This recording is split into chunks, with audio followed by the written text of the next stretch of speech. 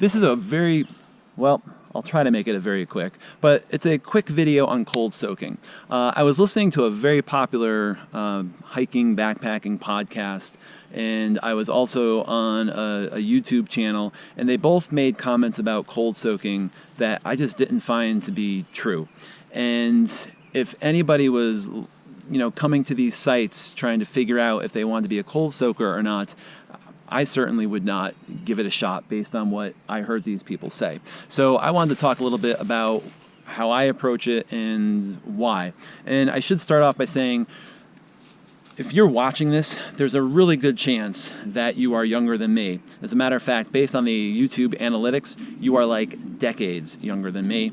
So when I was your age, when we went backpacking, there wasn't this like incredible resource out there to find out all sorts of details on gear and food and everything else. Sure, you might have had a book. There was Backpacker magazine, but you didn't just have the ability to tap into the knowledge of thousands of people out there in the world. And so slowly over the years, I developed a food system that worked for me. This past fall, when I hit YouTube up to look for a new sleeping bag, I realized that there was this whole backpacking, hiking community out there on YouTube, and I stumbled in a couple videos called cold soaking. I didn't realize that what I had been doing was called cold soaking. I thought it was just called eating. I thought that what I was doing for backpacking was just called backpacking, and now I learned it's ultralight backpacking. So I think, I don't know, the videos that I see on cold soaking, it seems to make it this like special thing that you transition to, and I don't know if it should be looked at like that. This is just how I eat in the backcountry. I have for years. So cold soaking, very simply, you get a container, you get food, put it in the container, pour some water in, let it soak, and you eat. There's no stove, there's no cooking, there's none of that is needed. For me, I'm not someone who loves to cook. I hate cleaning up, I hate prepping, I hate the actual cooking, I hate every little part of it. My family cooks. We get real food. We don't do a lot of processed stuff out of a box. So when I go backpacking, not doing any cooking is the vacation to me. I know some people go backpacking and I see them, cooking a fancy meal or cooking something nice over the fire, and that's their form of relaxation. For me, that would just go just the opposite. So I want something quick. I want something that there's no prep. I want something where there's no cleanup. I don't want to bring a stove. I don't want to bring fuel. I don't want to bring, soap. Or any of that other stuff. And so for me, let's say I was going out for one night, this is all I'd bring for a dinner right here.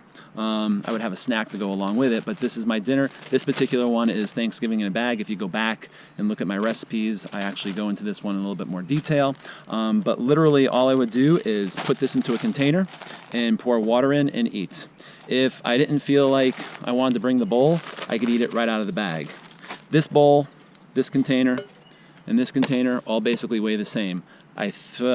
Don't quote me. I believe this is 1.8 ounces, 1.7 ounces, and also 1.7 ounces.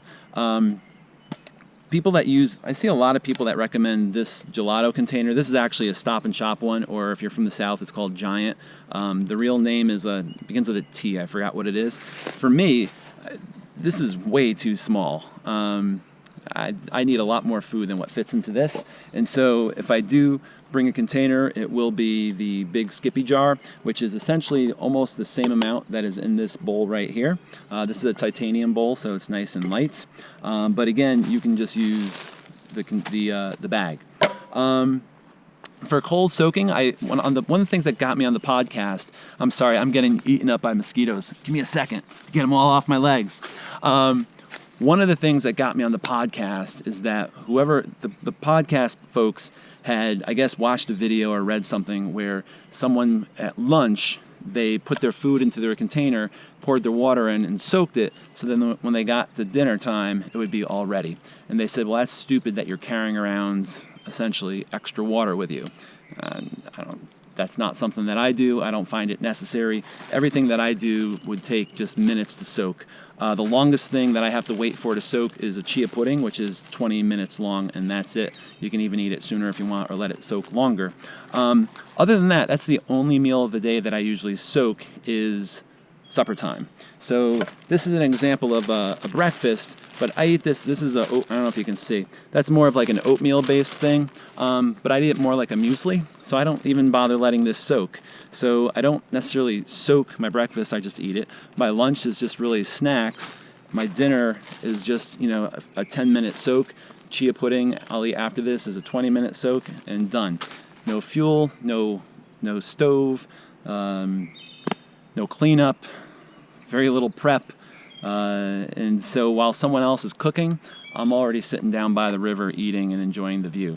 So I don't know if that helps. I don't know. I should maybe just do the whole video over in a shorter, more concise way, possibly. If you have any questions, leave them in the comments. If you have any opinions on why you cold soak or why you don't anymore, if you tried it, leave that down in the comments, because I'd really like to learn from your experiences, and other people would as well. So that's that on cold soaking. Thanks.